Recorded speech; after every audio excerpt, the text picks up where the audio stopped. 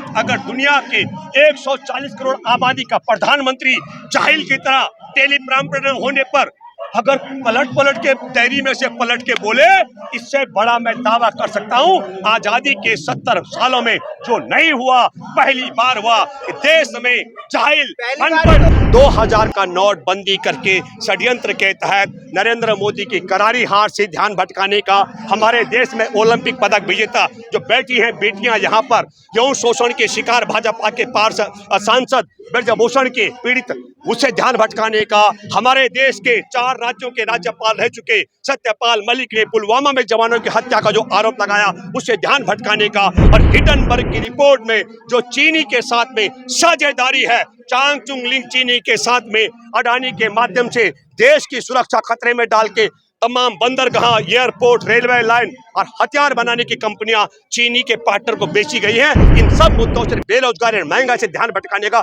षड्यंत्र है 2000 रुपए की नोटबंदी का। और इन बेटियों के मामले में निष्पक्ष जांच हुई तो यौन शोषण के आरोपी को बचाने के मामले में मुंह काला कराना पड़ेगा, ये दावे के साथ कह सकता हूँ। कौन सा मास्टर स्ट्रोक, ताकि एक एक सीट पर जो समीक्षा होनी थी, मैं आपको बताना चाहता हूं बहुत गंभीरता के साथ, जब कर्नाटक चुनाव की गणना का गणना हो रही थी तो बीच में एक बार भारतीय जनता पार्टी की बढ़त 115 सीटों पर ज्यादा आगे चल रही थी और जिस समय भाजपा 115 सीटों पर आगे हुई उस समय आपने देखा होगा गोदी मीडिया का एक एक एंकर सीना चौड़ा करके उछल के कह था मोदी मैजिक चल पड़ा है, मोदी मैजिक चल पड़ा है।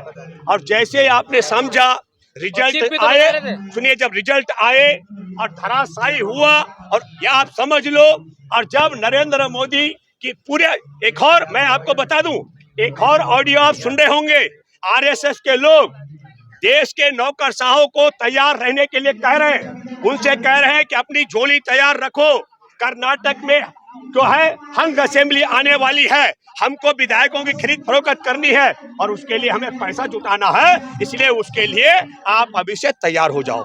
तो मैं ये मानता हूं कि हमारे देश में सबसे बड़ी बात, मैं आपके माध्यम से बधाई देना चाहता हूं कर्नाटक के मतदाताओं को। कर्नाटक में 3 बड़े काम हुए। एक, जो इन्होंने चैलेंज कर रखा है अमित शाह ने कि अगर कांग्रेस की सरकार बनेगी तो वह दंगे कराएगा, उसके लिए तो मैं अपील कर चुका हूं एक एक कर्नाटक वासी से, जहां कहीं दंगा हो इस दंगाई पर तत्काल, इस दंगाई मतलब गृह मंत्री अमित शाह पर दंगा फैलाने का मुकदमा दर्ज कराएं। लेकिन दूसरी बात, कहा आप समझो बजरंग दल को बजरंग बली के साथ जोड़ दिया। मैं दूसरी बधाई देना चाहता हूं कर्नाटक के मतदाताओं को कि उन्होंने मैंडेट दिया है कांग्रेस को, इस देश में आतंक फैलाने वाले, मॉब लिंचिंग करने वाले, दूसरों के पूजा घरों पर, आस्था केंद्रों पर, मस्जिदों पर हमले करने वाले, गरियाने वाले, मुसलमानों को तलवार से डराने वाले बजरंग दल पर प्रतिबंध लगाने के लिए मैंडेट दिया है। इसके लिए मैं बधाई देना चाहता हूं और आपको बताना चाहता हूं कि हमारे देश के अंदर 2-2 हजार के नोट अभी जब बंदी हुई है तो सबसे ज्यादा 2000 के नोट अगर कहीं जमा होंगे तो कर्नाटक से होने वाले हैं, क्योंकि सबसे ज्यादा 2000 के नोटों को इकट्ठा करके देश भर से भाजपा आरएसएस के लोगों ने कर्नाटक में वितरण किया है। कर्नाटक की जनता ने 2-2 हजार रुपए के नोट भी इनसे लिए, लेकिन वोट इनके खिलाफ दिया।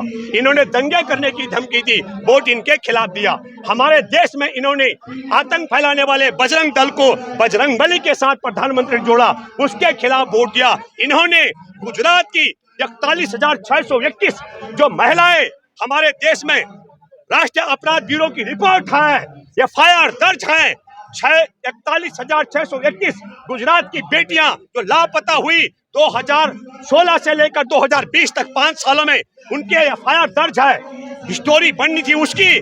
और केरल में बमुश्किल 3 FIR दर्ज हैं, उसको कहा प्रधानमंत्री केरल स्टोरी पर ही वोट मांग रहे थे। और मैं आपके माध्यम से कहना चाहता हूं, फरवरी 2021 का जिक्र है, कायर सावरकर देश का गद्दार, उसके याद में एक बड़ा कार्यक्रम का आयोजन था और उस कार्यक्रम के आयोजन में जो DRDO का निदेशक हमारा वैज्ञानिक, समझ रहे, वो वो ISI का एजेंट है। प्रदीप की मैं बात कर रहा हूँ। अब आप समझ लो कि RSS का स्वयं सेवक, सावरकर का भक्त, भाजपा का चहेता, DRDO का वैज्ञानिक ISI का एजेंट बन सकता है, तो हो सकता है कि केरल में वो 3 FIR जिन परिवारों को लिखवाई गई हो, अगर ईमानदारी के साथ जांच होगी तो मैं ये कह सकता हूँ, हो सकता है वो संघ परिवार जुड़ी हुई हो। लेकिन एक और बात, पूरे संसार के अंदर स्वास्थ्य सेवा कर्मी अगर किसी राज्य की बेटियां हैं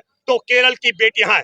इस नालायक ने हमारे देश के एक राज्य के पूरे केरल को बदनाम करने के लिए, केरल की बेटियों को बदनाम करने के लिए, आज 600 फिल्म हॉल हैं केरल के अंदर, और 600 फिल्म हॉल में से मात्र 11 फिल्म हॉल में ये इनकी केरल स्टोरी चली। और आपके माध्यम से, मैं मोदी नहीं हूँ, भूपेंद्र रावत हूँ, जो बोलता हूँ डंके की चोट पर बोलता हूँ, जानकारी लेकर बोलता हूँ।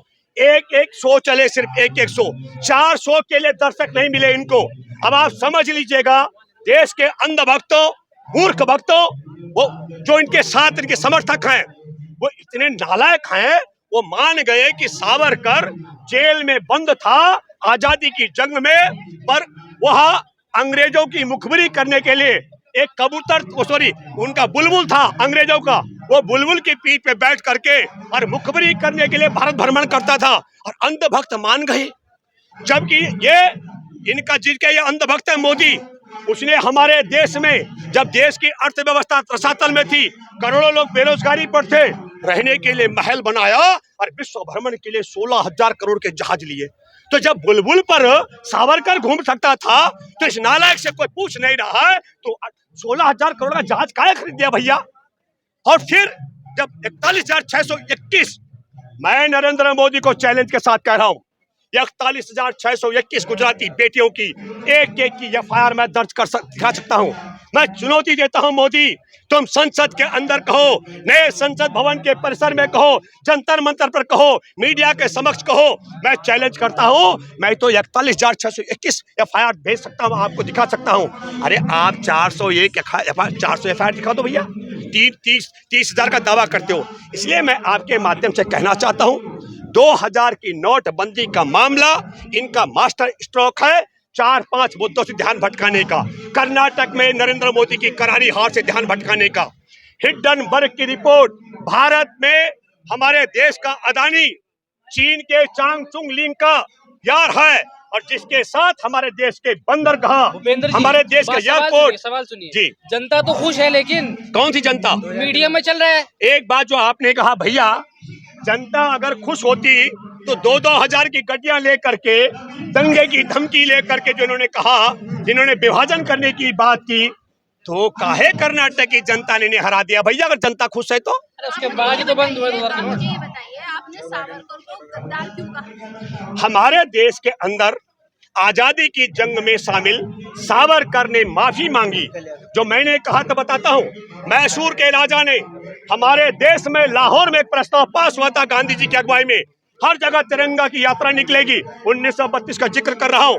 मैसूर के राजा ने 40 तिरंगाधारी कांग्रेसियों की हत्या की, देश की आजादी के नायकों की, और उस देश के गद्दार सावरकर ने तब मैसूर के राजा को प्रशस्ति पत्र लिखा, कहा आपने बहुत अच्छा कार्य किया, इसके लिए हम आपको बधाई देते हैं।